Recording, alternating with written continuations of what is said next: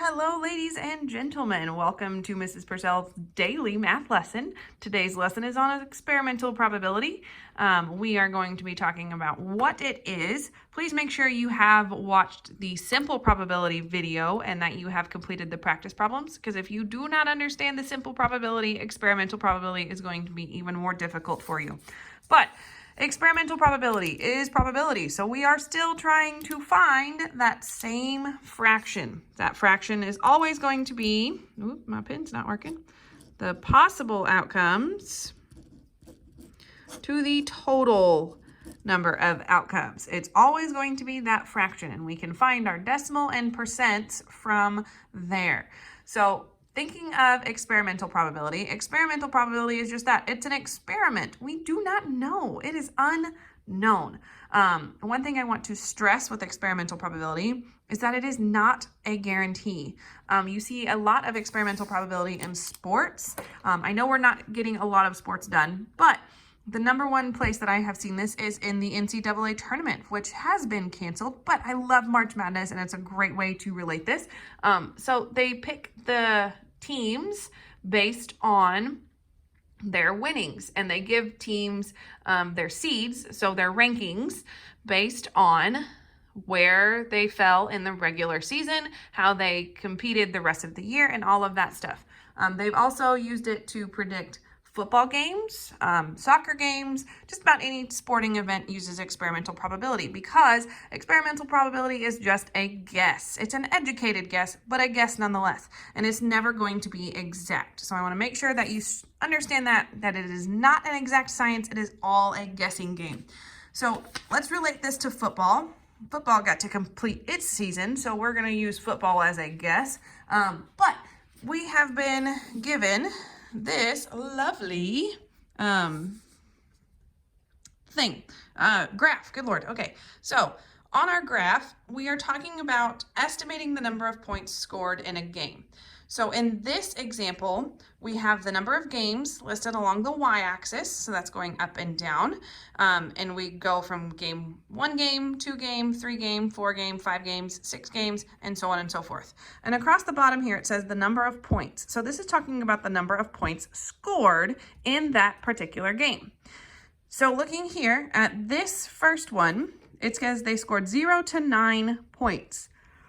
Ooh, excuse me. So for a team to score 0 to 9 points, this team in particular scored 2 games where they had 0 to 9 points. So I'm going to write that down. So I had 2 games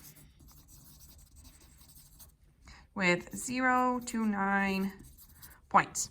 Then I had 10 to 19 points. So when the team scored 10 to 19 points, that was 1, 2, 3, 4 games. So that means I had 4 games. Ooh, I can't even spell games. At 10 to 19 points. In 20 to 29 points, so they scored between 20 and 29 points, there was 1, 2, 3, 4, 5, and that does indeed line up with that number 5. So that means there were 5 games that the team scored 20 to 29 points. We can keep going, so we need to keep going, but we had 1, 2, 3 games where the team scored 30 to 39 points. And then the last one that we're going to talk about is the 40 to 49 points, and the team only had 2 games where they scored 40 to 49 points. Okay, so always keeping in mind that we want the possible to the total. Okay, so we can't really do too much until we know the total number of games. Right now we know how many games were scored in each of our point sections, but I don't know the total number of games played. So to find that total number of games played, I will add my 2 games plus 3 games. Oh, sorry, not 3. It is actually a 4 plus 4 games plus 5 games plus 3 games plus 2. So I had 2 games, 4 games, 5 games, 3 games, and 2 games. So I'm going to add all of that up. So when I add them up, I'm going to break it apart. I'm going to do 2 plus 4, which is 6, And I'm also going to do 3 plus 2, which is 5. So those are easy additions to do. Oh my goodness, I can't quit yawning.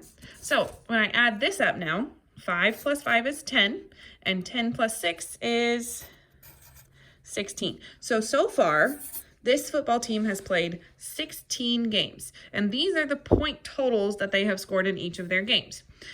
So now here's where the experimental probability comes in. If I wanted to know for the team's next game, what is the probability of that team scoring 30 to 39 points?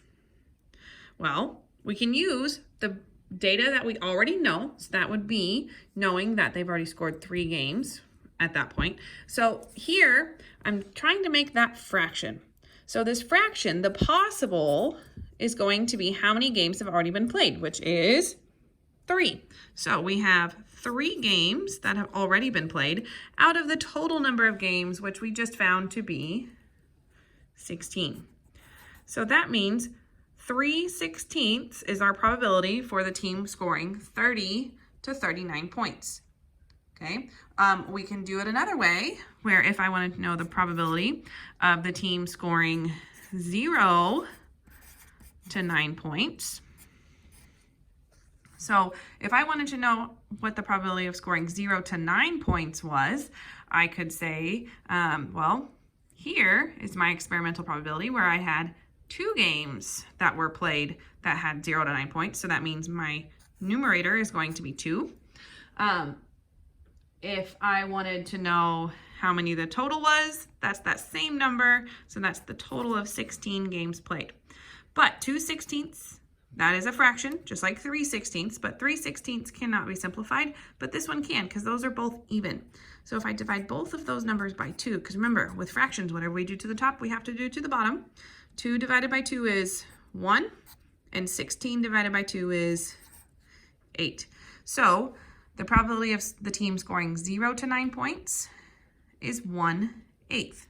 Or if you wanted to get real fancy with it and make it into a decimal, if you did 1 divided by 8, you can type that into your calculator, you will get 0.125. And we also talked about converting that number into a percent. And remember, to make it a percent, move that decimal 2 times. So you're just going to move it 2 times. So it is 12.5%. So that is everything with experimental probability. It's making sure that you read the graph and use all of that information to determine how much of this is in here. Okay, I've looked through some of the Khan Academy problems. Just make sure you are reading them very, very carefully for what it is asking for, not what it is telling you. Okay, because some of them is going to be asking just like I did. Excuse me. So maybe here, let's look at one more example, because I think what we can look at is what is the probability of scoring more than, so let's say more than 30 points. Okay, so more than 30 points. Well, if I look up here, here's where they scored 30 to 39 points, so that would fall into more than 30 points. And here is also more than 30 points, because 40, excuse me, I can't quit yawning. 40 is more than 30, so we have to include both of those. So that means I'm going to use 3 and 2.